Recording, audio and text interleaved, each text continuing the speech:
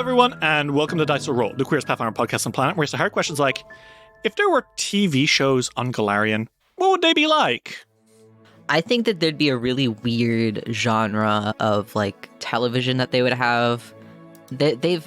Obviously, this is a fantasy setting, so I think that some weird third thing that's, like, fantasy but not, but is, like, weird to them but not to us. I don't know. Maybe they think about, what a world would be with no magic. They're from the fucking twisted prestige mind of Vince Villigan, the beloved halfling. He's got breaking magic, where there's no magic. Starring Klingel Braxton. Yeah. Klingel Braxton, the elf. Lord. I think they do have their version of Breaking Bad. I'm gonna be real with you. I think that's so funny. I would like you to know, just to get us started, in Starfinder, which isn't Pathfinder, but it is the same universe, there is TV. And one of the most popular TV shows is Zoe Media. Zoe, his name is spelled Z-O exclamation mark. Pretty good. That's so and his programs vary from quiz shows where contestants try to guess what happened in the past, to violent gladiator games and nature documentaries where disposable, mindless, undead camera crews approach hostile creatures. That's really funny. Oh my god. Pretty good. Zoe is also the fruitiest motherfucker in the world, I want you to know. Zoe, I love you, Zoe. And, I'm sorry, his name is pronounced Zoe. And Zoe is a huge fucking asshole and a really evil guy. I feel that Geb would try to do something similar. Maybe. Yeah, I could see that. I feel I would love to know what a channel like HGTV in Golarion would look like, personally. Oh my god. What's HGTV? It's... Is it like Home Guard? I don't know what it stands for. I'm pretty sure it's Home and Garden, either that or Home... I think it's Home and Garden, I think. Yeah, Home and Garden television. They're the channel that does stuff like House Hunters and Fixer Upper and stuff like that. Like, I want to know what... Welcome to my ancient castle, which we are renovating! This dreadful drawbridge, we're knocking it down and putting in a urinal instead. Welcome to my twisted mind! I bought this shack in the woods off of a man with 2 antlers beneath his head. Exactly. I walked in and there's 3 ghosts haunting this place, but it's not like a little contracted adventurers can't get rid of. I'm sure we can flip this one in no time, guys. I'm hiring a crew of goblins to guard this place. Like, it's so... That, or I would love to know what Pathfinder's, like, Discovery Channel would that'd be fun. Holy shit. Their Discovery that Channel, would be crazy. it has to be like historians of like Golarion, like making up just shit. They're just making shit up about what they think fucking happened in the past. Because sometimes Discovery Channel would have things that were, totally factual. And then sometimes they would be like, and this is what the dinosaurs were like. And today we're gonna find Bigfoot. Here's my... Okay, hey, hold on. You're so right, because what they'd be like is like, understanding the ancient Aslanti. Did the Aslanti have a colony on the moon, which they used to escape from Earthfall? And they'd be like, these weird crackpot theories. But again, in Starfinder, it's fucking true. The Aslanti escaped Earthfall because they had a fucking colony on the moon that they got there with portals. And then when they saw Earthfall happen, they were like, oh, okay. Oh, they're like an evil fascist space empire. What the fuck? Do you not know that? Because they're the bad guys in Starfinder. Jesus fucking Christ. Fucked up. Just another Tuesday. So, this time, the ancient alien conspirators are right. Somehow. And only this time. Also on that channel is, our grizzly bear's real. I really for real. I thought that you said glizzy. I almost did. I almost fucking did. Don't bring attention to it. I have a fucking speech impediment. More like a freak impediment, am I right? What if Dice Will Roll were freaky? What if Dice Will Freak was real, guys? Would you still listen to us? Would you still listen to us if we were freaky with it? It's the parts where Answer we down don't below. censor ourselves, actually. Yeah, So- you were completely uncensored, and everything you say specifically, Luna, we don't censor. You guys aren't ready. No more censor bars. Anyway, I can say incredibly disgusting things freely. I will say really quickly, my answer is sports events. Yeah. What the fuck would sports look like in Pathfinder? I want to know. I want sport culture on Galarian right now. Okay, there but are sports in televised Galarian, sports. and they do have like Yeah. the fucking Basilisk. It's a sport. Basilisk is a team ball sport in Avestan that is named for a mechanic in which certain players must stop moving as if paralyzed by a basilisk. On the Pathfinder wiki, they've got a guy dressed in leather armor with a fucking knife in his hand and a fucking football. The player in possession of the scoring ball must wear a blinding helmet or blindfold that restricts or fully blocks their vision and must be guided towards the opposing goal by touch or by the voice of their teammates. A second ball, the foot-wide basilisk ball, is also in play, and the opponent struck with the basilisk ball is tagged and must stop moving until touched by a designated player called the cleric. Holy shit, this is the best sport ever, and we need to start playing it in real life. Derry, Oh my no, God. you don't understand, because I'm not talking about having sports. I know that Galarian has sports. I want American sport culture on Yes. Galarian. I want there to be riots and 50 people dead after their team loses. or wins. Or Just wins. The same outcome. Like, I I want someone to release a dragon upon a I'm goal. with Ritz here. I'm absolutely with Ritz here because as someone who grew up in sports culture, I want to see, households get torn apart because they're on different sides of the field, basically. I want the World Cup in every Galarian household. Give me the Stanley Cup Finals in Pathfinder. I want to see a Hockey wizard games are lose a match great. and cast fireball in the sky. Exactly. Fellas, do we want to hop into character? Yeah, Yeah. Okay. So, when we last left our adventurers in the Abomination Vaults, the Fogfen Few came face to face with Volok Azenray, the disgusting worm-that-walks apprentice of Belcora. After a very dangerous and tense encounter, within which Volok exposed Silk's ghoul curse, our heroes were able to get out and return to the surface. Upon doing so, they began planning for the future. They need to get the 4 relics of the Roseguard, and currently they have 1. However, one of them is in the museum of Osef Menhim somewhere.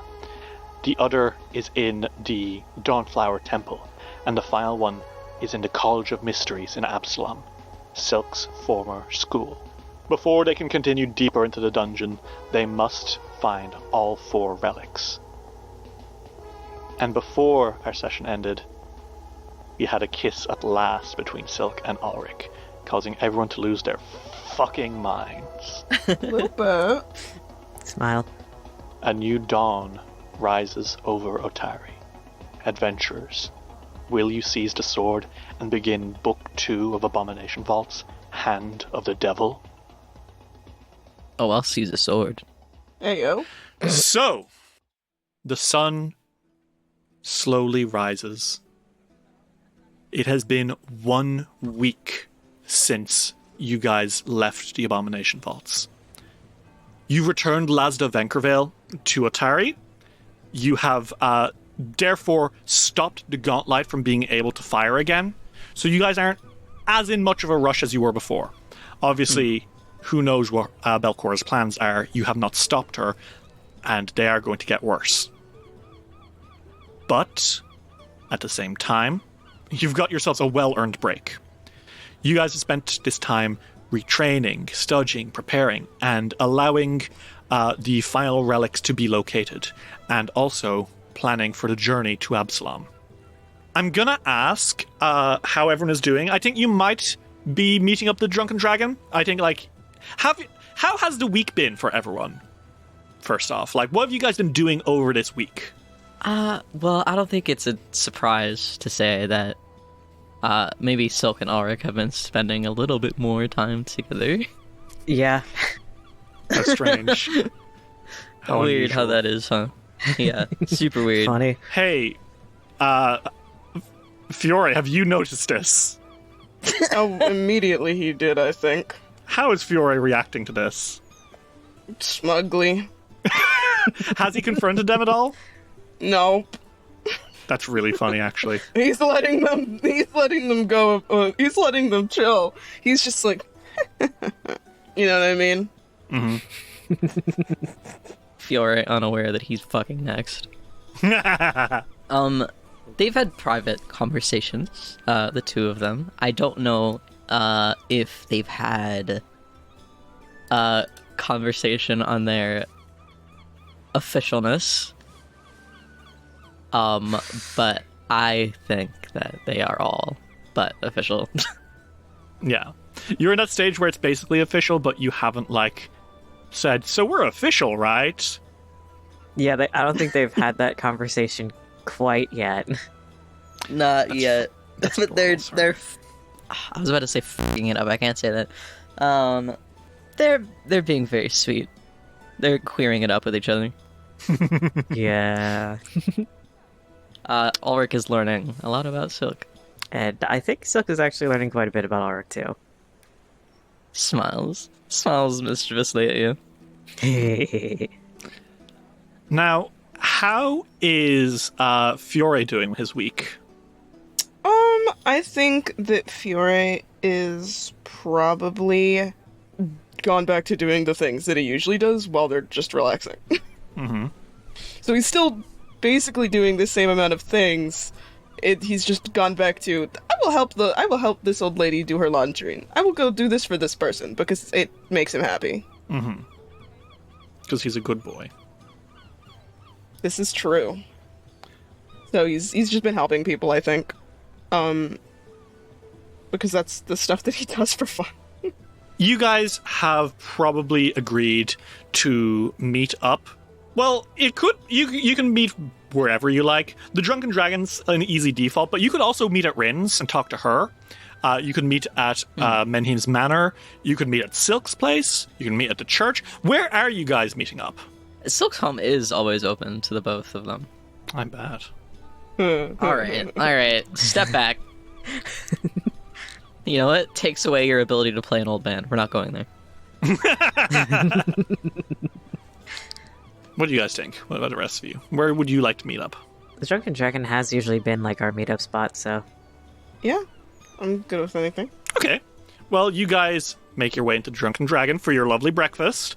I think it's possible that by now you've been able to finagle Jenny Rumwall into allowing you guys a free breakfast because you're kind of like, not only are you the town heroes, but more people have been showing up because of you guys being here. So I'm going to let you guys all kind of show up here at the Drunken Dragon. I'll let you guys discuss because you have stuff you need to talk about, right? And I'm also going to ask, as each of you arrives, about your level up. So who gets to the Drunken Dragon first this beautiful morning?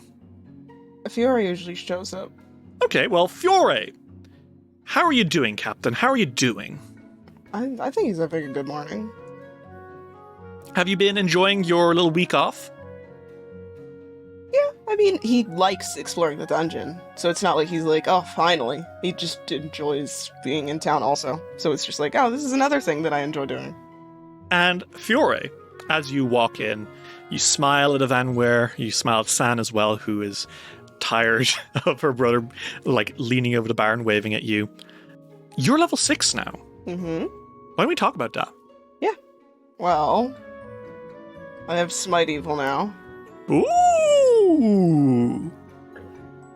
You can pick an enemy, and until the start of my next turn, all of my strikes with my blade ally will deal an extra 4 spirit damage, and if that enemy attacks one of my allies during that time. The duration extends to the end of that enemy's next turn, and every time that it does it continues and continues. So basically, this is a stop attacking these guys because I will keep hurting you. And if the guy surrenders, you're like, okay, we're chill now. And if he keeps attacking, then you can just keep punishing him. Yippee! Woohoo! I love punishing. What else you got? I got a skill feat. Oh, Hooray. okay. Well, for once, I'm very excited about this. Skill feats.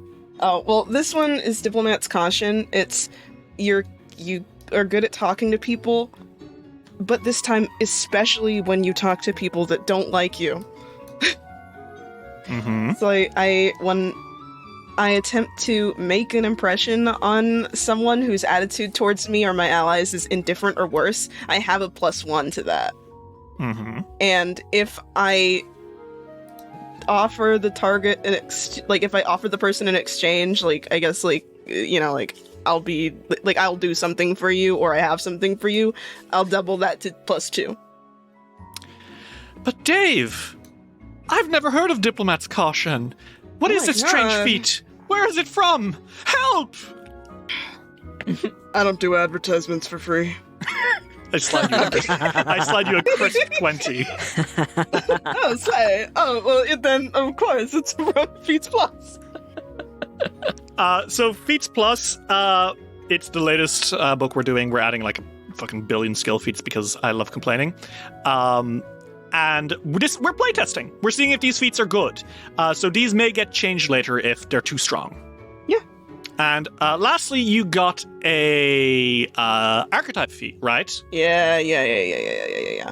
I got Entreat with 4 bears. Okay, what's it do? Something about your presence causes creatures of your bloodline to, consciously or not, recognize you as one of their own, and you become inured to their tricks. So I have a +1 bonus to diplomacy, deception, and intimidation when I interact with creatures that have the trait with my bloodline, so devils. Mm-hmm. Yeah, so basically anytime you see a devil, you have a +1. Now, something that should be noted is this doesn't stack with the other +1 you got from Diplomat's Caution, but I will basically make devils specifically far more interested in talking to you. Okay? He's not more interested in talking to them, even a little bit. It's a one-way street. He's like, get away, get away, get away, get away, get away. And that's you, Fiore. Mm-hmm. Okay, well, Fiore, you take a seat at the table. Who arrives next? Coin flip. Coin flip. Where's a coin? Or do you arrive at the same time? Oh, that's a good question. Was Ulrich over at Silks today? Question mark. Maybe, probably. Jesus. Okay, yeah, they arrive at the same time. Is Fiore surprised by this at all? Nope. Okay. Good. Well, Silk and Ulrich, how are you two doing as you walk in? Pretty good. I think the probably most noticeable thing as they walk in, Silk is holding Ulrich's hand. Well, Vanwer notices. You thought Fiore was the person to worry about. He's not necessarily going to say anything now, but he notices, and he's got kind of a smug cat face going on. Yeah, he would. So, let's ask. Let's start with Silk. Level 6. Mm-hmm. What do you get this level? 6. I got some new spells, and I got some new feats. Oh, I got one I'm pretty excited about, actually, for feats. I got a class feat called Detonating Spell. Mm-hmm. Tell me about Detonating Spell. Which lets me... It's an extra action I can take to make my spells just fuck a bitch up. Just get real messy, real explodey, real hurty, real extra damage to them. But multiple, because it does splash damage, right? Yes, that is correct. Essentially, when you cast a single target damage spell, you can spend an extra action to make it explode and do splash damage to everyone around it. Which is very choice. Pretty good. I like that one a lot. I also got Dazzling Bullet, for archetype feats. I attempt a performance check against a creature's will DC, and if they fail, they get dazzled for 1 round. Basically, you flashbang them with the light of your pistol. Yeah. Love it. Okay. And I stole something also from Feats Plus. Yeah, what do you got? I got Illusory Infiltrator, which I'm very excited about. It lets me roll Occultism to be sneaky instead of rolling Stealth, because I have really bad Stealth, but I'm really good at Occultism. It essentially gives me kind of a magic blanket for whenever I'd like to sneak around and not be noticed. Now I have a choice. That's really nice. That's very, very fun. And are you going to keep those spells secret? You got some new spells, right? I got some new spells, yeah. I don't know how quickly you'll see them in action, so I don't mind telling people what spells I got. Not right now, at least. I got Mist for 2nd level. I also got Dark Vision. Well, you technically could do that already. Yeah, technically. No, like you could do Mist before. Like basically, when you shoot at someone, if you don't hit them, then you missed. I'd like to put out applications for a new DM for Dice Roll. You can get to me at 00@gmail.com, and if you want to talk about it, we can talk about it. But show me your body of work, and we will get to casting a new DM right away, because we are in dire fucking need right now. Because I'm about to kill Derry. Okay, continue. I'm sorry. I'd like to imagine that I'm very funny. I bet you do like to imagine that. I got your ass. Well, go for it. What anything else, or are we leaving it there? Okay, I got for 2nd rank I got Mist, and I got Dark Vision, because we keep not being able to see. And then for 3rd rank, I got Gravity Well and Fireball. So watch out. Rats. Uh-oh. Okay. Very, very, very, very, very cool. And Ulrich, how are you doing as you walk in? And what do you get this level? I feel like Ulrich is a bit more smiley than usual as they're walking in. Aww. Aww. Sorry, that's really good. God damn it. Okay. Okay, I'm fine. I'm good. I'm normal. Tell me what you got when you level up, because if I think about this for too long, I won't be normal anymore. Yeah, I think I broke Derry. So for my class feats, I actually retrained. My 4th level feat is no longer combat reading, it is now Rallying Anthem. Ooh, and tell me about Rallying Anthem. So I get the Rallying Anthem composition cantrip, which protects you and your allies. You gain a +1 stat bonus to AC and saving throws, as well as resistance equal to half the spell's rank to physical damage. Oh my god. So this gives you a bonus to your AC and... Oh my god, that is a nasty spell. Jesus. Okay. Well, you have to choose between this and Courageous Anthem, so you can't, like, have both. So it's... Well, LMAO, actually... What? Harmonize as my 6th level class feat. Yeah, I'm deadly serious. You can perform multiple compositions simultaneously, typically by performing in multiple ways at the same time, using special vocal techniques to double your voice, or creating occult magic that replicates your song or speech. If your next action is to cast a composition, it becomes a harmonized composition, unlike a normal composition. A harmonized composition doesn't end if you cast another composition, and you can cast another composition on the same turn as a harmonized one. Casting another harmonized composition ends any harmonized composition you already have in effect. So I can have both Courageous and Rallying at the same time. Oh my god. Oh my god. Let's go. Oh my god. How does that... Okay. I will say in Ulrich's alone downtime, he has been doing a few things, and one of them has been vocal training. Oh my god, is he gonna start singing as he plays the lute? Jesus! Yes. Oh my god! I have to kill myself. I have to kill myself! That's really cute. I like I that. have to kill myself. Oh my god! Oh my god. Okay, that's gonna be okay. So I will say, you might need to spend like 2 actions every round keeping it going, but then you have your like melee stuff that keeps stuff going too. Yes. I would just like to say as a side note, I feel like playing Ulrich has made me really want to get back into playing the guitar. Oh, I used to be able cute. to. I used to be able to, and then I stopped for years. You absolutely should.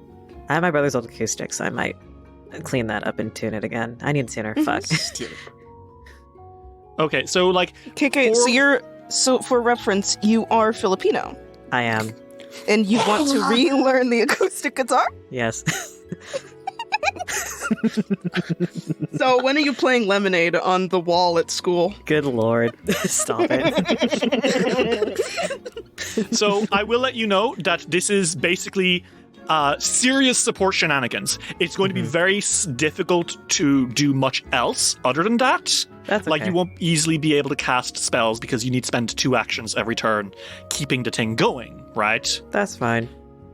But my god, that's gonna be so nasty. Oh my god, a +1 to your attacks and your AC is fucking deliriously nasty, especially if you have the Warrior Muse, which lets you hit people and keep one going. Oh my god. Good Christ. Okay, I'm so normal. What else did you get? For my archetype feat for Herbalist, I got Seeded Snares.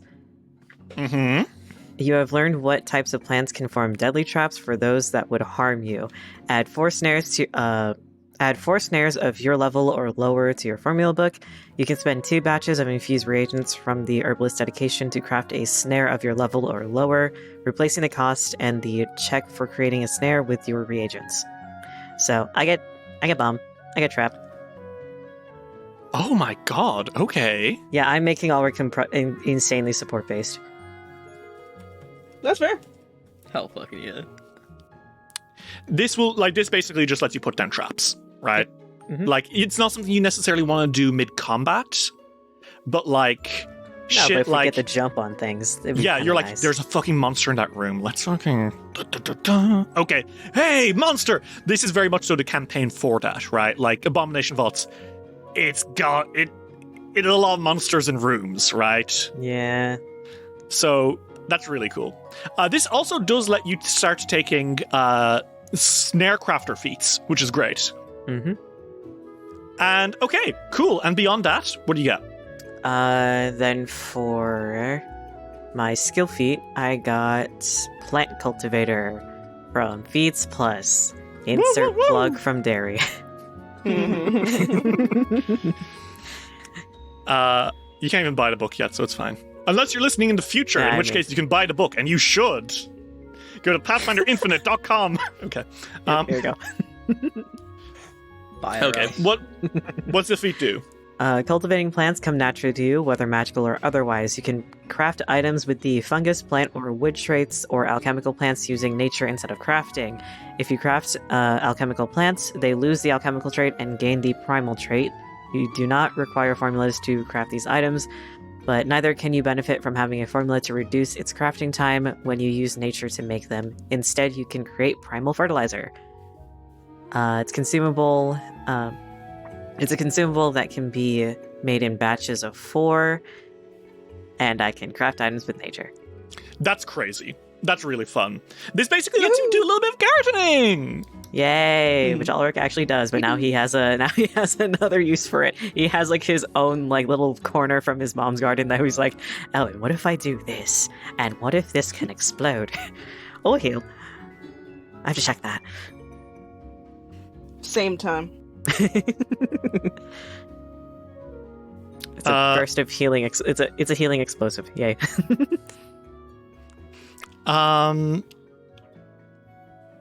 So, as you all enter, and Silk and Ulrich sit next to each other, and Fiore, you're looking very smug about it, I'm gonna let you guys hop into character and tell me what's what, and figure out what the plans are, because you probably need to talk to Osef soon, and you probably need to figure out what you're gonna do vis-a-vis Absalom.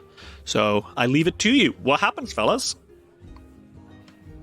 Silk sits down and he breathes a sigh and he's like, Well, we need to get down to business, don't we? A little bit. Well, it was a nice week off, at the very least. Now at least we're refreshed for Absalom and everything else. Ugh. How soon do we want to go to Absalom? We need Wolfsbane, don't we? Yeah. Yes. Before the next full moon? Yeah. 9 days from now. Oh, shit. Which means that we do need to get it soon. So I don't think that we should wait much longer. No. And we have another task there anyways, so... That means we need to get that done within 9 days as well. Or we have another trip to Absalom. That seems counterintuitive, and I don't want to go twice. That's fair. Ulrich puts a hand on Silk's back. Once is more than enough. It's gonna be a lengthy trip. Well, how long do you think we'd need to stay? As long as it takes to get what we need. But no longer. It shouldn't be more than a few days of staying there. Any longer would probably be difficult for us, and maybe them making it difficult to hand over the relic. Mm-hmm. It'll either be really easy or really hard. I hope we don't need to steal it. I'm hoping so too. Me too! I believe, my parents and my teachers expect that when I come back, I will be staying for good. Oh. So that will be tough on me. And I will perhaps need to sort out personal affairs. Well, we're here for you. I do appreciate it. I love the both of you very dearly. If they give you any I'm shit... not excited. If they give you any shit, I'm not gonna let them just talk to you badly, or... I mean, it's your life. Yes, it is. Look, I don't know what'll happen, if I show up again. There may be people who are not entirely happy with me at the College of Mysteries. Hopefully they're no longer there. But when we do go, be prepared to look the other way for me. Sure. Anything you need. And Ulrich gives Silk a side hug. Thank you, darling. Yeah, okay, yeah, I can pretend that that's not different. It's funnier if you do. Well, just so you are aware, I did see Evanwer looking. Evanwer is still looking. You say his name, you look over him, and he's like fucking hand binocularing at you, basically. Like, he's staring. He's like, Silk? no fucking way. Silk raises his head. He puts a hand on Ulrich's shoulder, turns his head back to Evanwer, and winks, and turns back. Evanwer puts a hand to his mouth like a, you know? Ulrich, gives a sort of sideways glance to Evanwer and just, okay. He's gonna make a big deal out of this. Yeah. It's like, you had to know that was gonna happen when you walked in here, right? Oh, I don't care. Evanwer can spy all he wants. Yeah, and I fear rumors have spread enough in this town. What's one more, I guess. But other than having to deal with Absalom, we do have other stuff. I know that the relic at the temple, we can probably do that last, since it's the easiest. Do you think he's found it by now, Mayor Menhemes? Probably. I'm sure he has. It's been a week. Well, we can always talk to him. Well, we can pay a visit to him, and perhaps something else may need our attention in town today, but as much as I don't want to go, I think it may be in our best interest to leave as soon as possible. Maybe tomorrow? Yeah, I'll let my parents know. Same with mine. And also prepare for trying to find the Wolfsbane as well. Fiore? Yes? Would you actually mind if I came with you when you ask your parents? I have something to ask of them as well. Oh, yeah, sure, of course. He smiles. He smiles back. They're friends. They're literally friends. I need to kill myself.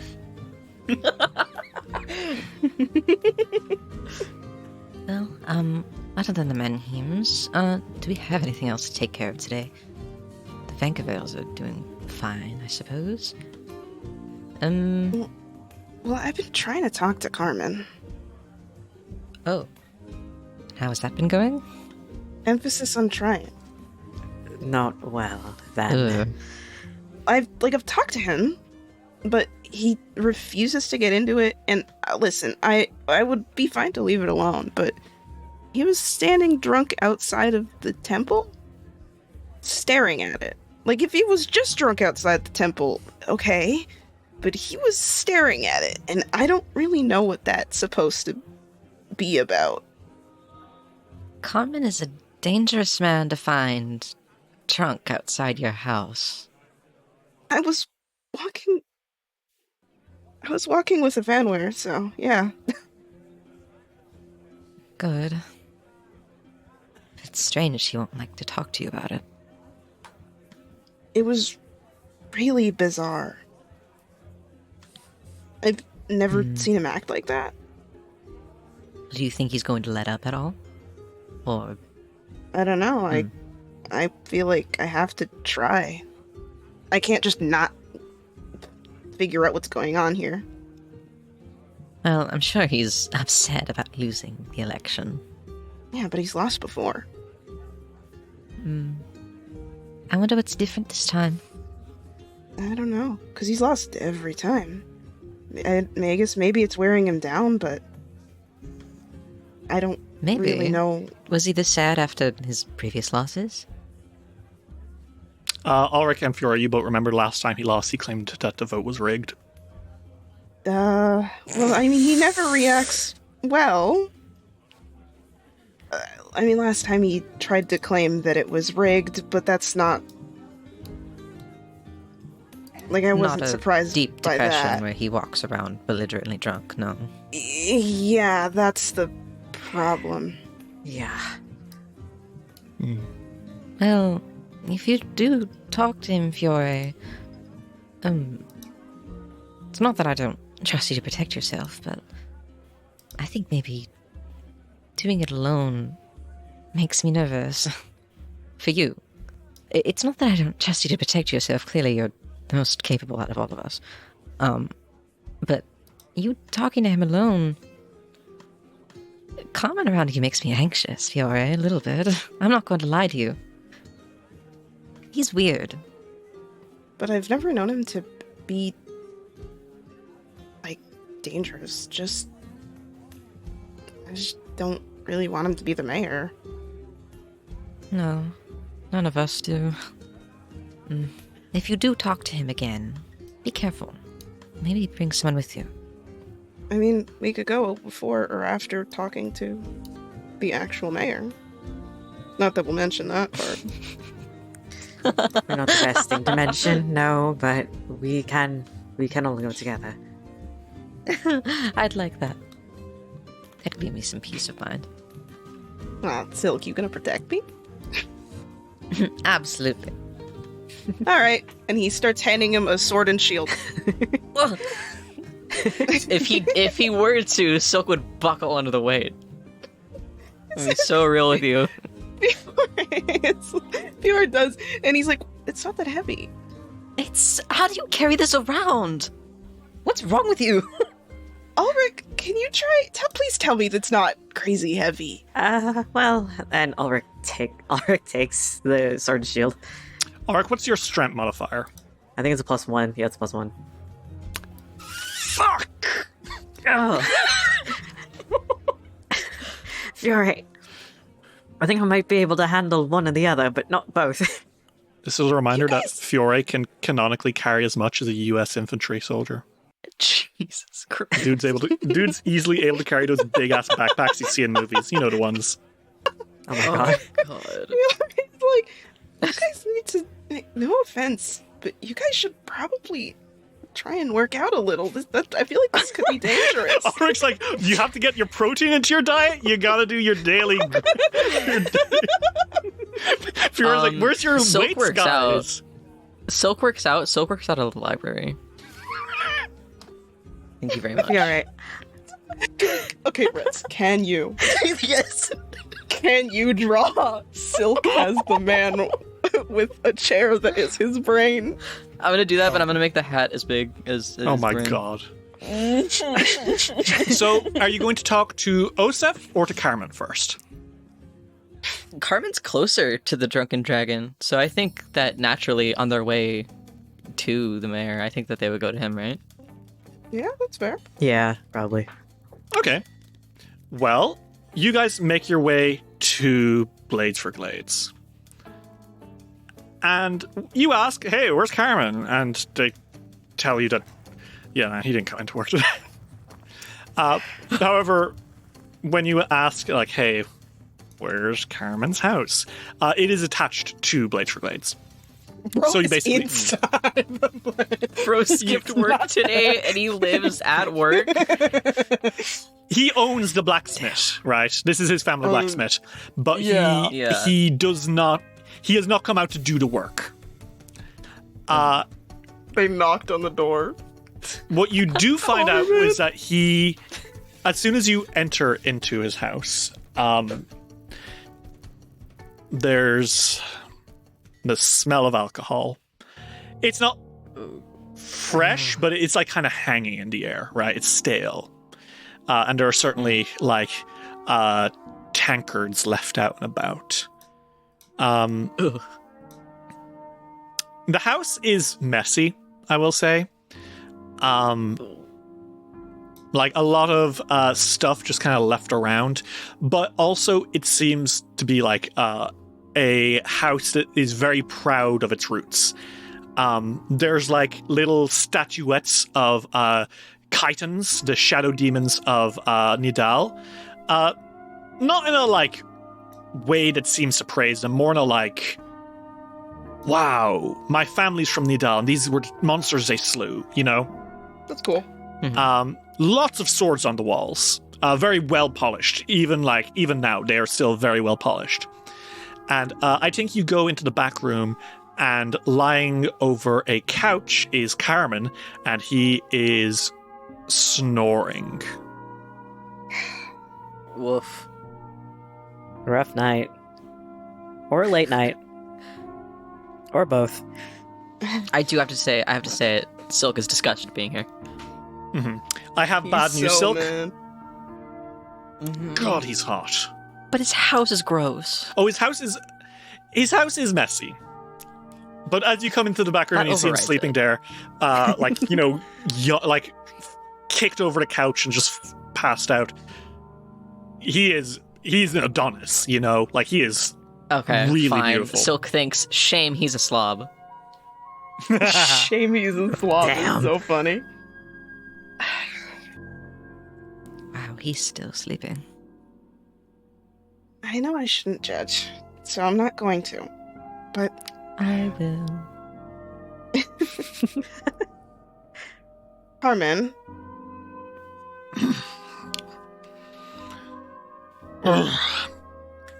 Yeah, what?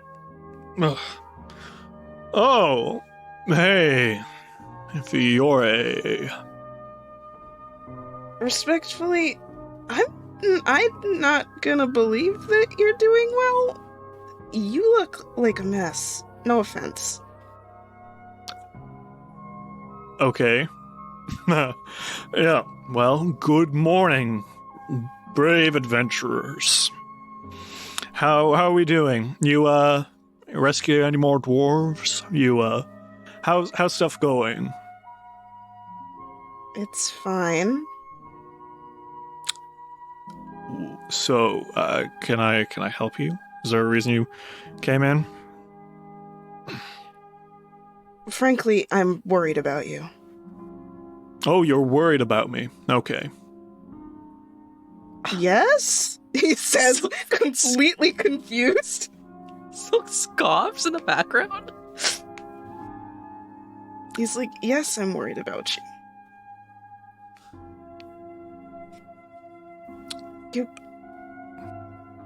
Your home smells like alcohol, and it's 11 in the morning, and you did not look like you were going to wake up anytime soon. Okay. I mean, yes, all three of those things are 100% true. And? I'm worried about you? Why? Are we or are we not supposed to be friends? That's a good question, Mr. Sunchaser, isn't it? What is that supposed to mean? Hey, let me ask you something, bud. Who do you vote for in the election? If I may chime in, Fiore very kindly came to check on you today. Maybe you should thank him. Silk, it's fine. I vote for the mayor. Yeah, I had a feeling. That doesn't mean I don't like you. Yeah, you just don't think I can do a good job at anything. You think I can stay in my lane, and that's what I gotta do, right? No, I just like the mayor. I don't think that you're incapable. Okay. Whatever. Here's the thing I'm quickly realizing, though. Blades for Glades is still on top of everything. Isn't that weird? I mean, you have employees. Yeah, and I haven't turned up to work in some 10 days. All I've done is paid them. And at the same time, everything has just continued on. So I don't even need to be doing anything here. I'm contributing to Otari as much now as I could ever. And yet somehow that's so nerve-wracking for you that the Fogfen Few, fabled heroes of Otari, catchers of werewolves, rescuers of the lost, you gotta come here and tell me that I'm an embarrassing drunk. Is that it? That is not what I was saying. Because it sure sounds like that's what you're saying. Since you're so worried for me. Carmen, I'm worried about you because I like you, because we're friends, not because I pity you. Friends support each other, man.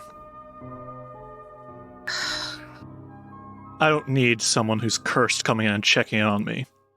If that's what you believe, then fuck you. And he leaves. He actually turns around and immediately leaves. Fiore, you push past Silk and Ulrich. Silk and Ulrich, how are you two doing? Standing there stunned. Silk looks at Ulrich shocked. Rose, are you seeing this shit? Ulrich is pissed. Carmen looks up at you guys and shrugs and says, "We don't have to pretend, we all know it. You know what happened with him, right? Why he ended up in Otari?" I hardly think you have any business talking about Fiore like that. Hey. You know he saved this town, right? Yeah, and you live anyone with a sword in his place would have done the same. Then what about you? You have swords everywhere. What about you? His jaw drops, and then his teeth clench a little bit, and he stands up, and oh shit, he's tall. You guys are tall. He's big. This dude's 6'5" or something. That's fine. Ulrich isn't scared. He doesn't care. He's in his face. Oh shit. He gets in your face. The past doesn't matter. And whatever happened to Fiore is something that he will tell us on his own accord. I don't need to hear shit from you. Get out of my fucking house right now. Gladly. Do you know who I fucking am? You come in here into the descendant of Volrajani's house, and you tell me how to do my shit. Get the fuck out of here! Silk's got a hand on Ulrich, and he's ushering them both to the exit. And you want us to feel sorry for you? You want us to kiss the ground at your feet because you're a descendant? Says the mayor. Says Doriana. And they're doing all they can. What are you doing? And Ulrich motions to Silk, let's get out of here. Let's leave. Thank you for letting us in today, Mr. Carmen. Bye-bye. So you guys go back onto the street. How we all doing? Silk is walking to Fiore. First and foremost, I think. Yeah, Ulrich is also approaching Fiore. You know the part of a blacksmith or like a weapons dealer where there's in fantasy games there's like a straw like guy. Oh, there's a little like little dummy. Yeah, test dummy. Yeah, a training dummy. Yeah. He's probably fiddling with practicing on that. I for real thought he was decking the shit out of it. No, he's not. He's not that kind of guy. How is Fiore doing right now? Like, tell me what's going through his head, because that was terrible. I think he's genuinely. I think he's like legitimately hurt because he had never really thought of Carmen like a close friend or anything, but he would have assumed that Carmen would know better than to think or say that. Because he's aware of the things that people are saying to him, and if, he doesn't vote for the guy, and he is aware that that would hurt his feelings, but that would be like if Fiore walked in and legitimately called him a useless drunk. He came in and was like, I'm worried about you, which I guess is what he feels, but that's not what Fiore was doing. So it is pissing him off, and it's upsetting him. I mean, what Karen basically did was he made it extremely personal and in the cruelest way he can. Yeah. God damn, it was really lucky that other people were there. Holy shit.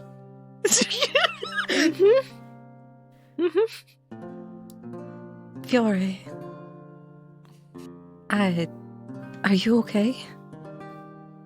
I'm not cursed. Of course not. Don't be silly. Nothing he said. You shouldn't listen to him. He was right about himself. He is nothing but a useless drunk. It's not really just something that he says anyways. I've heard it from a lot of different people. It's not usually to my face, but I hear it all the time. It's not something any of them should say to you, or about you, whether it's in your face or not. Yeah, well, I know they believe it. Some people say they don't, but I know that a lot of people do. It's not my fault. I'm sorry. I was just worried about him because I've never seen him like this. No, you don't have to apologize for anything. Have you heard anything? He's asking both of them, but Ulrich especially, because Ulrich has been here for so long. I've heard a few whispers, but nothing much at all. Ulrich shakes his head and says, "Not personally, I haven't heard anything. Nothing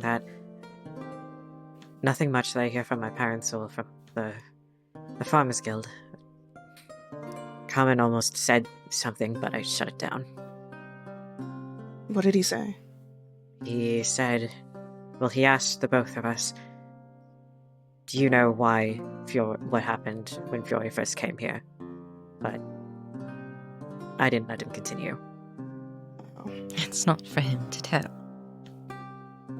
It's not his story. Yeah.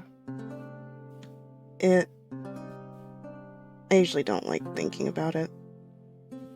I can tell you if you want. I've never really talked to anyone except for my parents about it because of obvious reasons. I don't think that, or at least I'd like to think you wouldn't judge me. Of course we wouldn't. It's up to you if you'd like to tell us. Clearly it's your business, but... Let's go a little further from here, though. I don't particularly like talking about it, and I know people do talk, even if they don't mean to, in a mean way. It's like when they see that you and Ulrich are holding hands, and then they talk about it because it's something interesting, and this town is usually uneventful. Well, I understand it's small. I know a long way around towards the mayor's place. We can take that route. I usually take it as another way towards the woods. Yeah, sure. As they walk away, Silk thinks about setting something on fire, but he doesn't. He doesn't for the sake of the other workers. Yeah. Silk genuinely, as they were leaving and now as they're leaving the area, he genuinely is thinking about destroying something of Carmen's because that's what he thinks he fucking deserves. It's like, I can sense something in your eye. Oh, no. Don't worry about it. I'm worrying about it. No, I'm not going to do anything, not now. Alright, okay. Dice Will Roll will return after these messages. We now return to Dice Will Roll. While they're walking, Fiore talks. Doesn't particularly look like he looks like he really doesn't like thinking about it, but it's like he doesn't look like he doesn't want to tell you. It just looks like he's kind of uncomfortable thinking about this. What do you know about how I came here? I just want to know how much I have to explain. I don't know about how you came here. I have just heard people call you a cursed paladin. Yeah, they do that. And, well, that you have something inside of you. Not that I believe that, of course. I mean, not anything evil. Well, I wasn't born in Otari. I was born in a little village in the Immenwood. It's the forest up north from here. I don't remember its name or really where it was, but I know it was around there. I try not to think about it too much. The day I was born was a bad day in town. Everything seemed to go wrong. There was a fire that started that killed a few animals. Somebody was injured falling from a ladder, and then I was born, and it shocked people because my birth parents were humans, and I was a Cambion. I know it can just happen randomly, but the village became obsessed with the idea that I was cursed. Like I was a harbinger of doom to punish the town or something. An omen.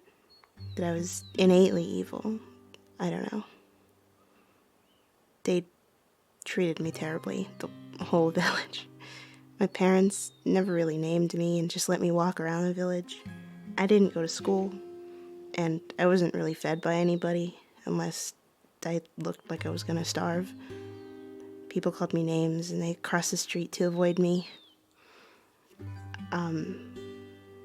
My horn was stuck in a wagon wheel, and nobody would help me, and it ended up being broken off while I was trying to get out. It was bad. It didn't help when I started casting spells when I was 3. They already didn't trust me or like me, but the magic, it was just making little fires or charm spells.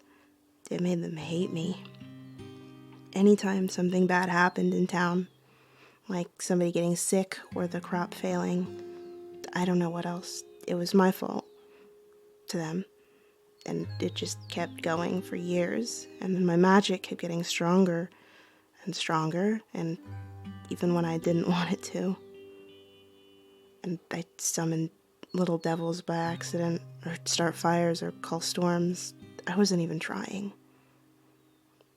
But eventually my parents just took me to the woods and left me there. I think they intended for me to die out there. I almost did, but I found the dungeon.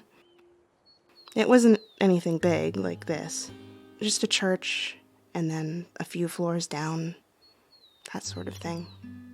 It was forgotten in the woods, and I hid there.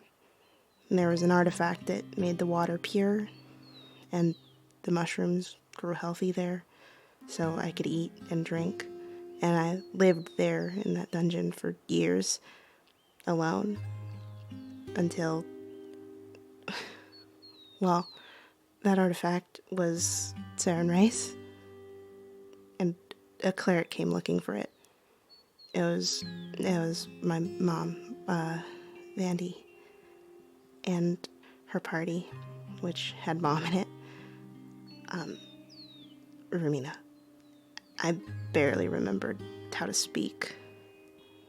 It had been so long since I'd seen people, and I can only imagine what it must have looked like when she walked in there and she saw me just in the dark. The only things that she could see really were my eyes glowing and the little bit of me that was visible with her torch.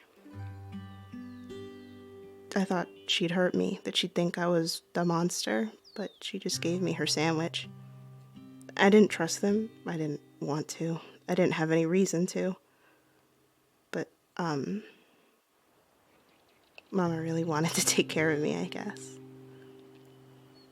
So she convinced, my mom to help. And,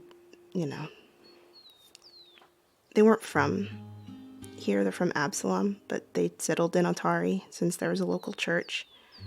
And it was a good enough small town. And they spent 10 years taking care of me. And they just became regular clerics working in the Dawnflower Temple. And now I'm here.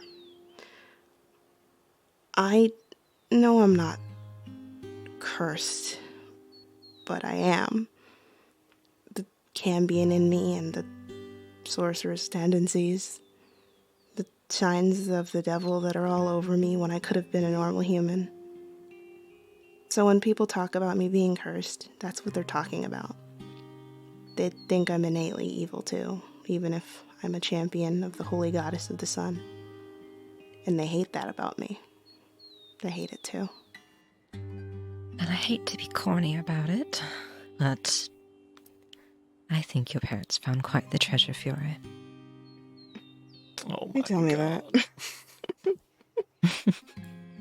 Oh, they're right. You ought to listen to them. I try to believe it. But I hear rumors all the time. It's why I try to be as helpful as I can. So they'll judge me for the person that I am and not the person that I was born, I guess. Completely understandable. But Silk is right, and so are your parents. You really have been a help to this town. I try to be. They are lucky to have you. I want them to know that I mean, I don't even know where I would be if I didn't live here. Still in a dungeon. Well, technically. Well, Isn't it we're kind of exploring on right now? I should say, I actually really like exploring the dungeons. Ulrich and Silk, make me a society check right now. No, actually, it's a perception check. Make me a perception check. Okay. Yes, Captain. Oh my god, you both rolled like 19. That's really funny. Both of you at the same time. Oh shit, his teddy mole. His like little stuffy toy mole. Oh. Suddenly it all makes sense. There was something, or his favorite food. His favorite food was moss. Yeah. Oh. He's like, I know that they're dangerous, but I like the dungeons a lot. I kind of understand them and the way that they work. Or, not totally, but they're all different. But I lived in one for a long time. I like that a lot of the time they're something where people used to live, or it has the remnants of something that used to be there. I used to think a lot about what types of people might have been where they were, or if not people, what kind of creatures were. So it's not like I am throwing myself back into something I hate. I chose to do this because I was really excited about the prospect of being able to go to something that I cared about already. He's like, which I know is weird, I guess, but I enjoy it. I like what we do a lot. I don't think that's weird at all.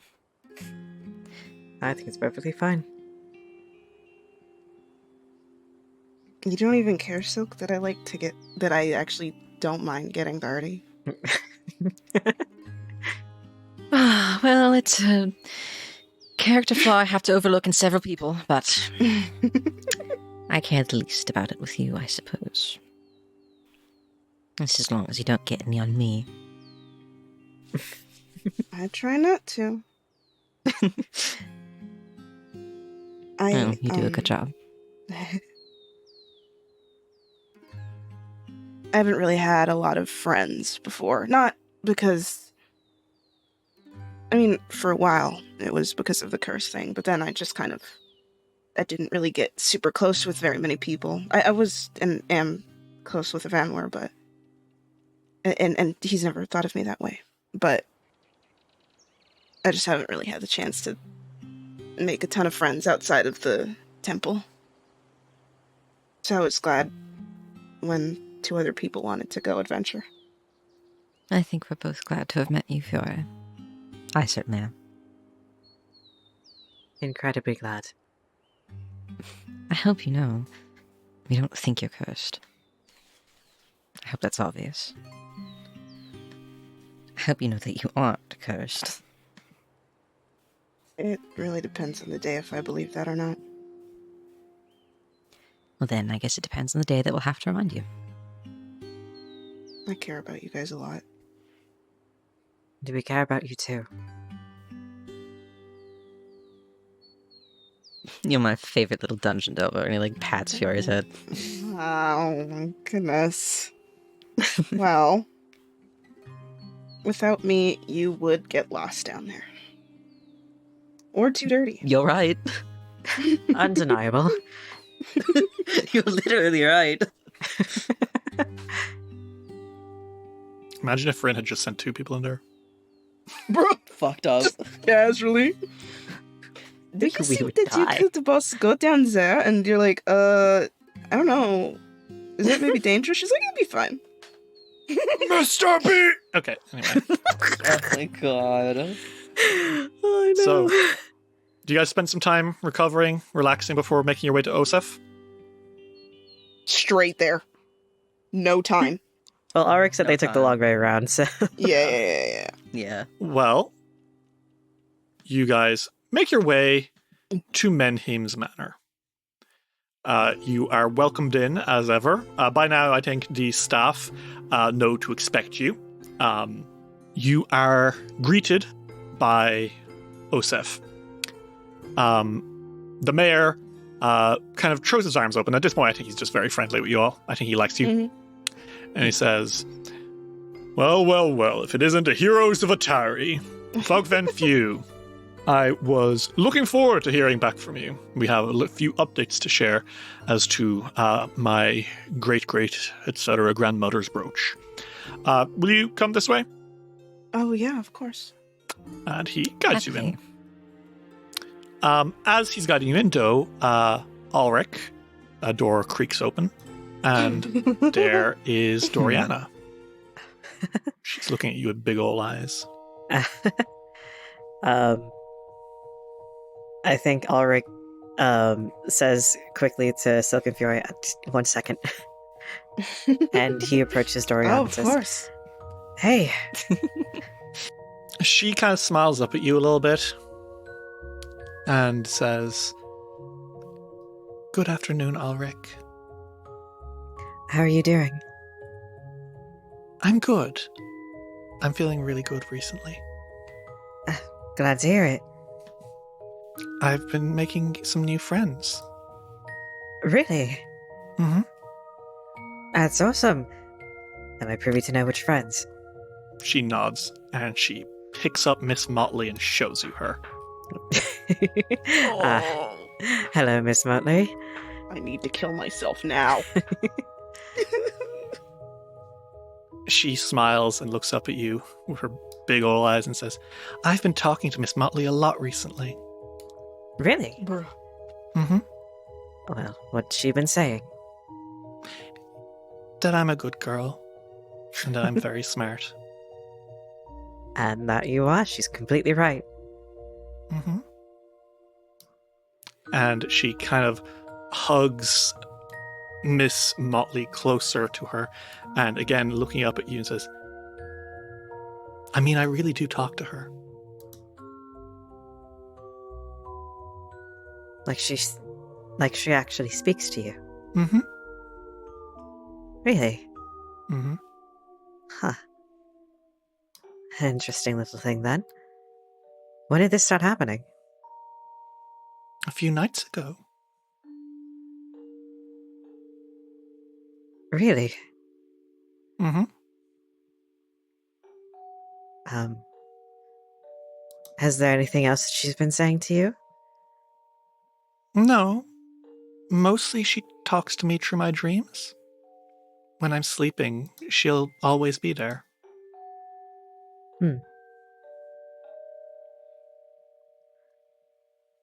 Does she say or do anything, or is she just watching? She plays with me. It's nice because I don't really have anyone I can play with a lot, and I like being around you, but we don't play. I suppose we don't. But it's okay, because I have Miss Motley. That's right. And she's about to say more when Osef puts his head around the corner, and he sees Dorian, he sees the doll, and he briefly makes a face before saying, Ulrich, will you, this way? Oh, of course, sir. And he turns back to Doriana and says, well, I do have something I need to discuss with your father, but... That's okay. I might take a nap. Oh my god. You rest well then. If you see Miss Motley, tell her I said hello.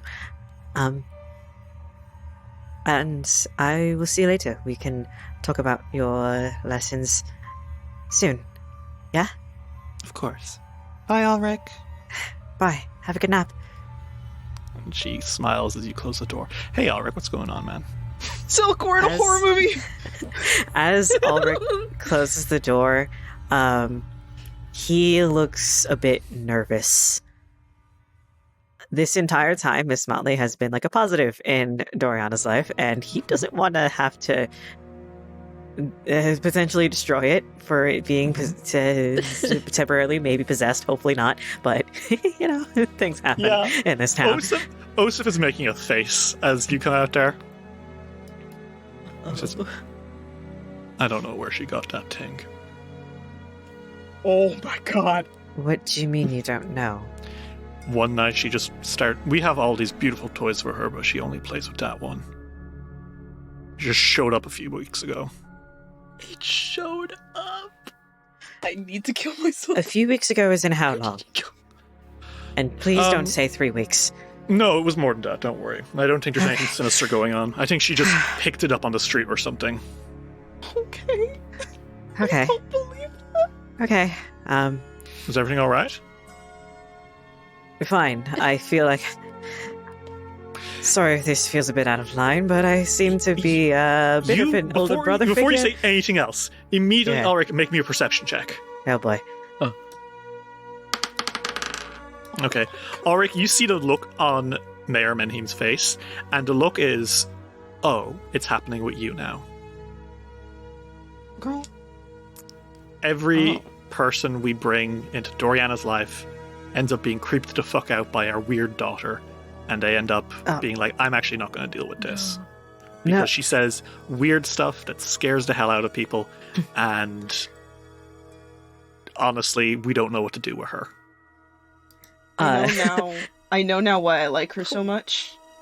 It's because she's her. Who's her? Oh god. Oh my god. It's a psychic girl from Fruits Basket. Oh my god, yes, actually. Okay, yeah, you know what? Fair enough. She's so Hanajima. Ulrich immediately, I think he catches the look and says, No. I mean to say that I see her as sort of a little sister. He raises his eyebrow and says, oh, alright, well, that's not what I thought you were going to say. But I appreciate it. You're a good influence on her. I feel... I don't know if you're aware of this, Mayor Sir, but I am also pretty shy around people, and that's sort of something that we clicked on. I didn't realize you sang in front of the entire town. That was not in front of the entire town, that was to... Well, everyone heard it.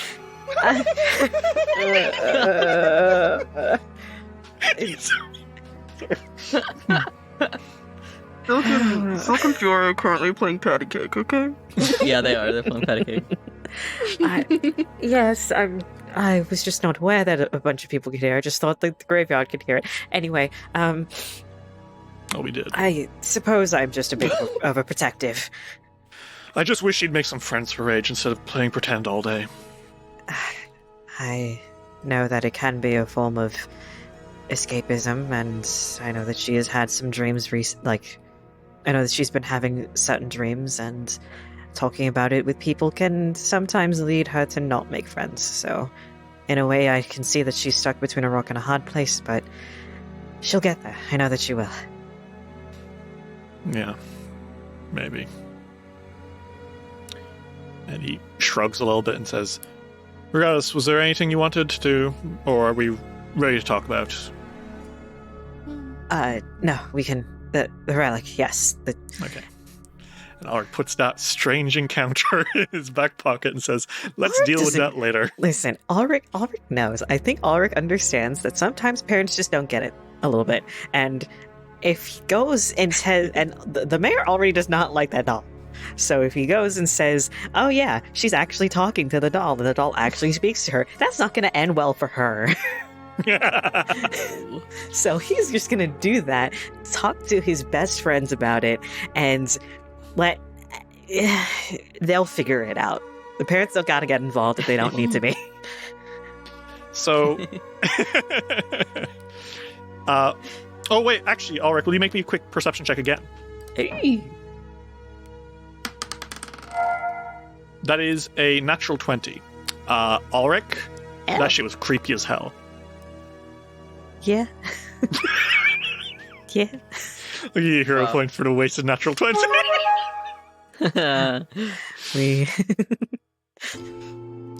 You get back to Fiore and Silk, and you hear the first elevator said stop. The second elevator said stop. Osef Menhim's mayor of the town of Otari walks at you and looks at you and then he says, anyway.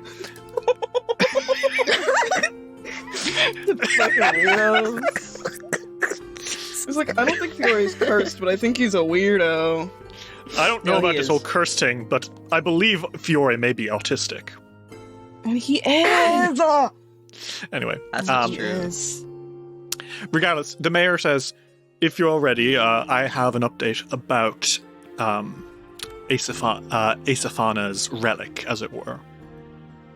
Oh, yes, do tell us, please. So, I spent some time searching through my library and my museum, and I was never able to find anything like what you were suggesting. No sign of a hunter's brooch, no holy symbol of Asaphana. But it also seemed unlikely that she would lose it. And I did a little bit more research and conferred with some historians around town. And I believe I may know the location of Asaphana's relic. Oh. Okay. Is it, Know what? Is she buried with it?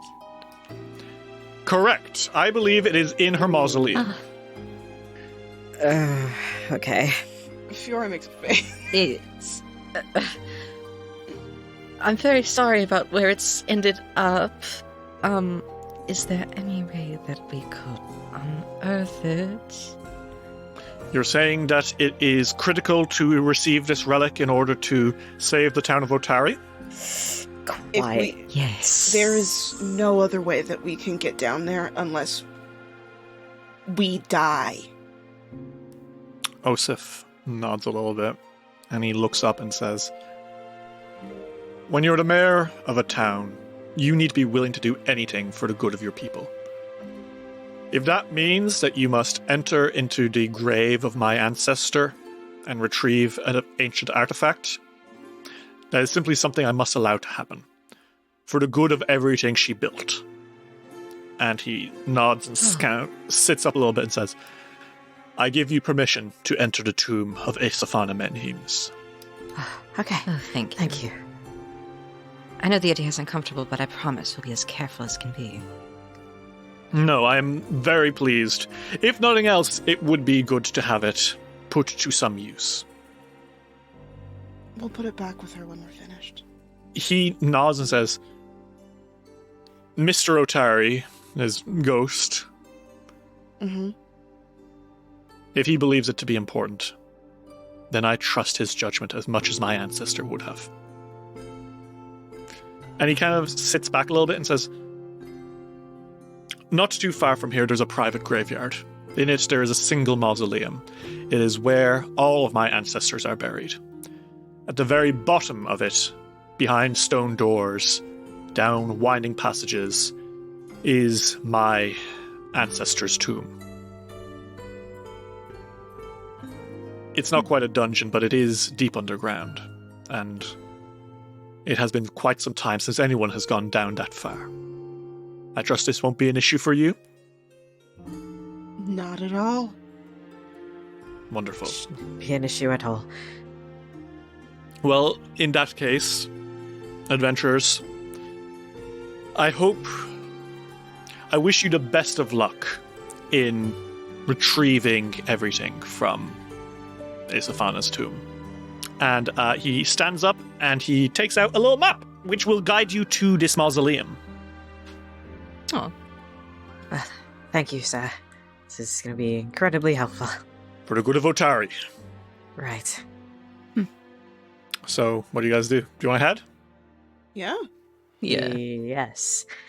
It's maybe a 10-minute walk. It's not particularly far. It's down the road, behind some trees, a very small little graveyard. A couple of other people close to the Menhims were buried here. People who were closely aligned to the family, servants who served here for many years. But there is a particular mausoleum, like a little stone house, right? It is very stately. It's very beautiful. And as you push open the doors, it leads down a flight of stairs. And here you see many Menhims. Not every Menhim was a leader of Otari. It's not like a dynasty or anything. But certainly they have always been important to the town. Some could argue that the Menhims are probably the most influential family in Otari and always have been. For example, as you walk down, you see you're going past tombs that are getting progressively older, you open a flight of double doors that are ancient and stony and go to the next level. Eventually, Fiora, you need to take out your Everlight crystal to guide you through. Vines start to grow over older graves.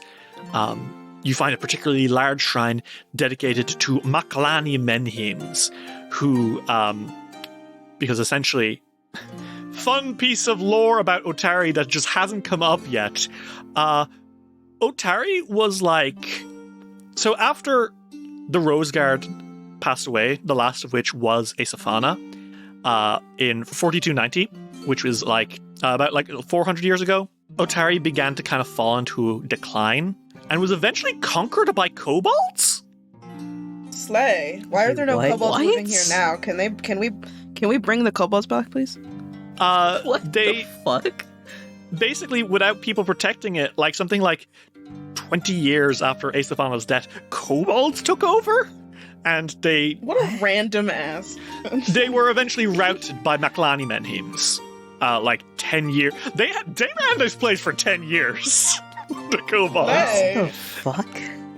Derry, it's very important to me that you can manifest one kobold NPC that descended from these kobolds, but decided to stay after they were defeated and was actually, I just like the town. So get on that. Thank you. Really fun. But Makalani Menhims basically saved Otari and helped get it back under control. And you see other people the people who the family who started the Menhim's logging company, the people who built the shipyard, right? It's kind of like a who's who in the town's history. But eventually you get to a really old set of double doors, and they look like you have to literally pull the roots off it, and you go down one final flight of stairs. And you enter into the tomb of Aesafana Menhims. Fiore looks around and he looks like he's cheered up by being here. Aw. He's bouncing a little bit. He's like, oh my god. Quite the historical side. Oh my god. Tiled floor make beautiful ancient knotting patterns, symbolizing an eternal life after death. Statues of the Roseguard, all four of them, decorate four corners of this entry room, and then this room leads down a flight of stairs into a long passageway. At the end of the passageway, you see two things. First, there is a statue of Erastil. It is cloaked in roots now. This deer-headed man standing at the back. It's holding a brazier, in its hand. This metal container, kind of full of coal. That I think, you know what? For the aesthetics of it, it does flicker on when you enter, right? By magic. Fury looks like he's gonna his pants. The torchlight flickers, and it casts light as you step in on the next thing you see. The sarcophagus in the middle of the room. It is decorated with the appearance of a old lady Her hair is silver, her skin is dark, and her face is kind. In learning of retellings of like the Roseguard story, you're always told that Aesafana Menhims was the youngest. She was only 19. But she lived a full life. A tragic full life. She did move on after Otari, of course, but part of her died the day Otari died. Part of all the Roseguard did. But she survived, and she lived, and now you stand by her tomb. The Huntress, the Cleric of Erastil, the leader of the Roseguard, as it were. How are you guys all doing as you stand in this temple to Aesafana? It's really strange standing down here. No one is ever supposed to be in a mausoleum unless it's to put someone into it. Even when you go to visit someone in one, you don't go inside. So it's strange to be in one. Fiore thinks this is fucking awesome. He's like, oh my god. This fucking rules.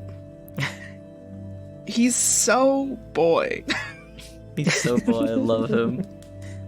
Like he's like, oh my god, this is the fucking awesome, most awesome thing I've ever seen.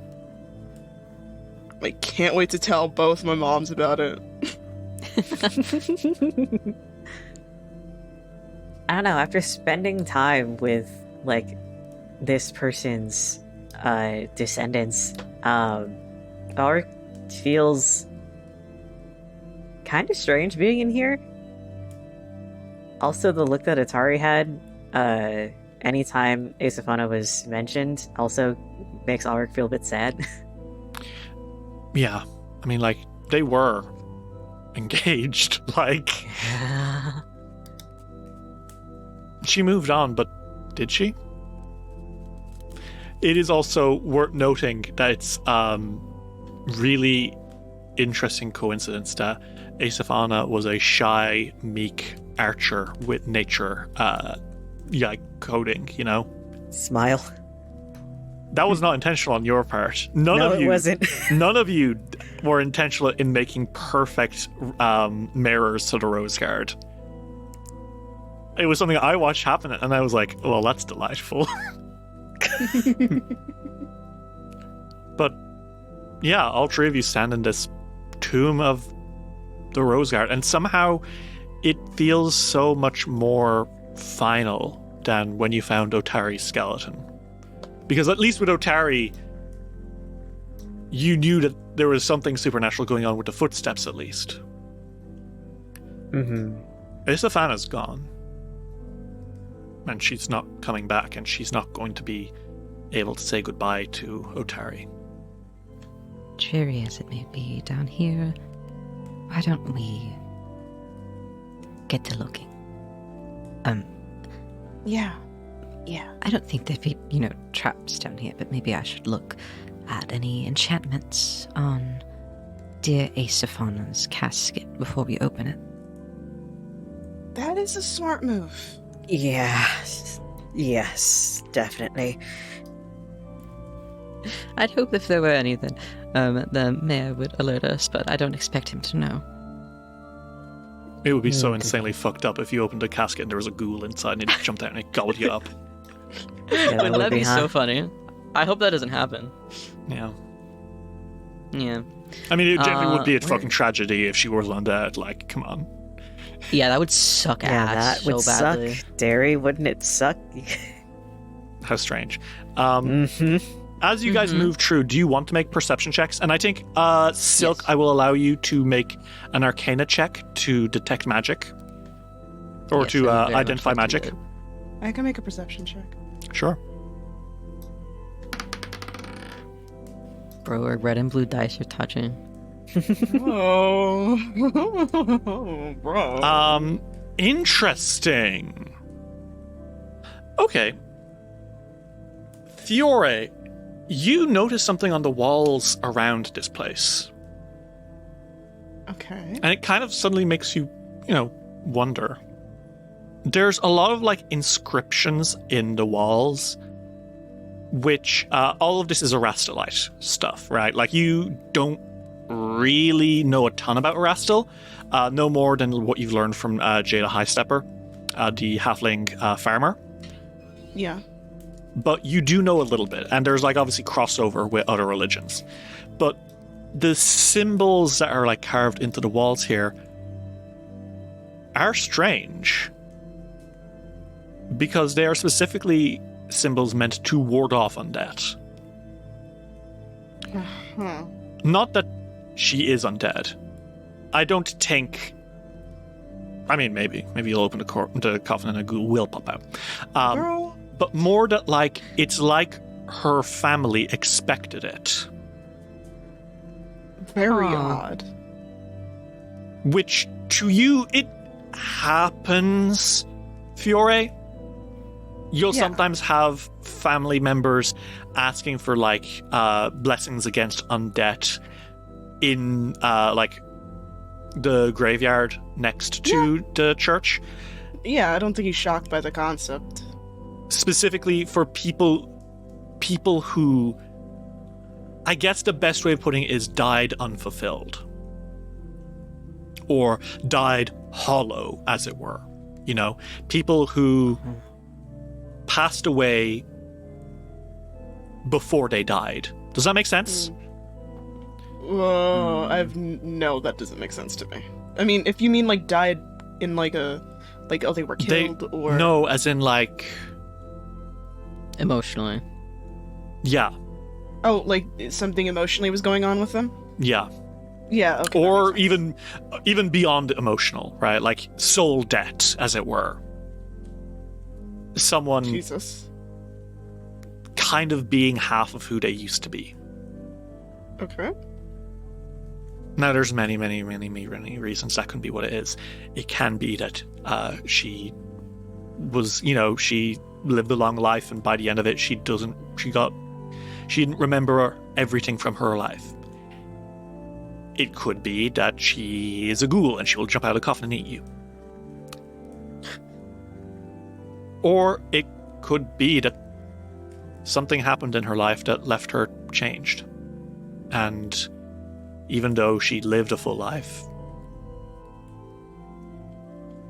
she wasn't quite... How do I put it? She was always missing something. And you have to wonder, maybe if that might be the case. Weird. What's the matter? These sigils, you see on the walls? He says he gestures for Rudy to come closer. Those are used. I'm very used to seeing them, and I know how to put them on a casket or around. They're to ward off undeath. Undeath? Yeah. Didn't she die of old age? Yes, that doesn't necessarily mean that somebody won't. Not that I think that she is, but sometimes people will come to the temple and they'll ask us to put these on if they're worried about the person rising again.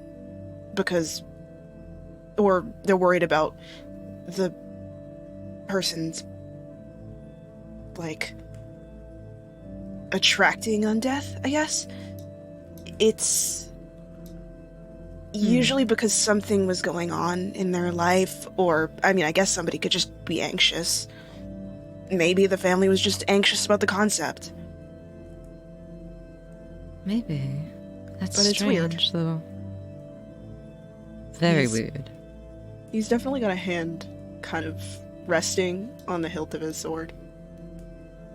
And he's like, let's just be cautious. Be cautious always in things like this. This is somebody's final resting place, but Of course. Right.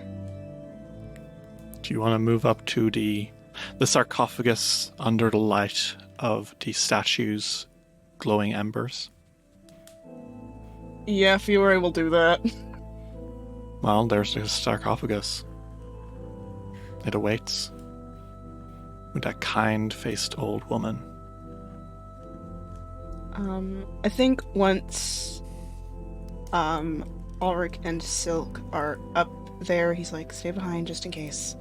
I don't know. So yes, sir. I think he prays a prayer to Sarenrae before doing this because I think both to Sarenrae and also to Erastil because he noticed the Erastil. Oh yeah, there's a big Erastil statue right there, yeah, like a glowing brazier looking down at you. So he prays to both. I think he knows how to do that to both. Because he also just studies religion in general. It's something he enjoys. And after giving them both a prayer and a quick apology, quietly out loud to Aesifana, he moves to open the casket. Okay. Well, as you open up the sarcophagus, Fiora, you see something inside.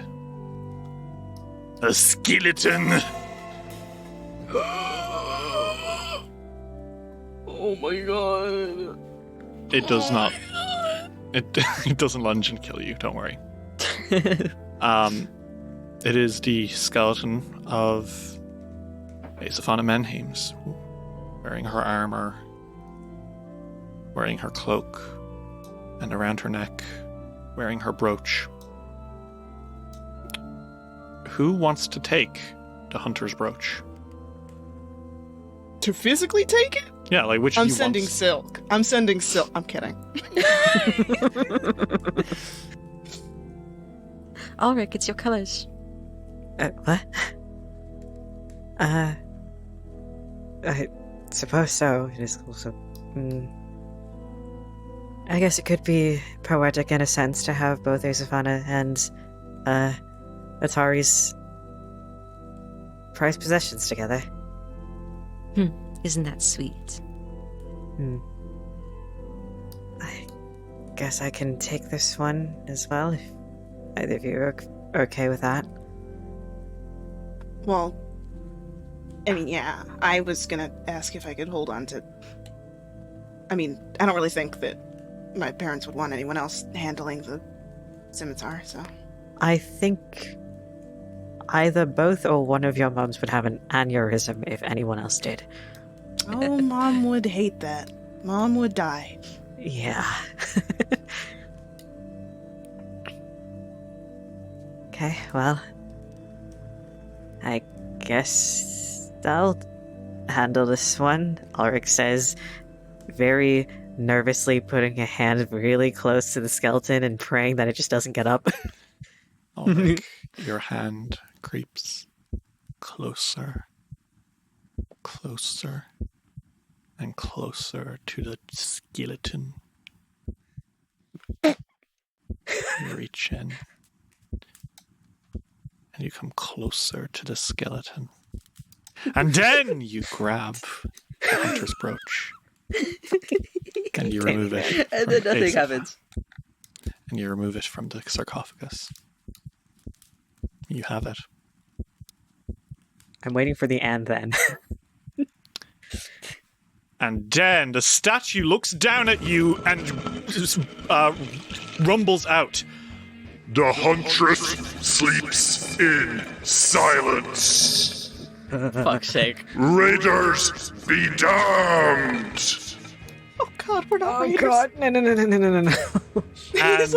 Is this like a construct? Yeah, it is the massive fucking construct statue of Erastil is towering over you, with like that molten brazier in its hand, which now flares with light. And it looks down at you, and starts to kind of swing it around a little bit. and it stomps forward and says, "You die here alongside the Huntress, Tomb Raider." Oh, for fuck's sake. Oh, shit. And as the three of you back up, the giant animated statue rumbles forward, preparing to burn you all alive, so that you will be ashes for the Huntress's grave.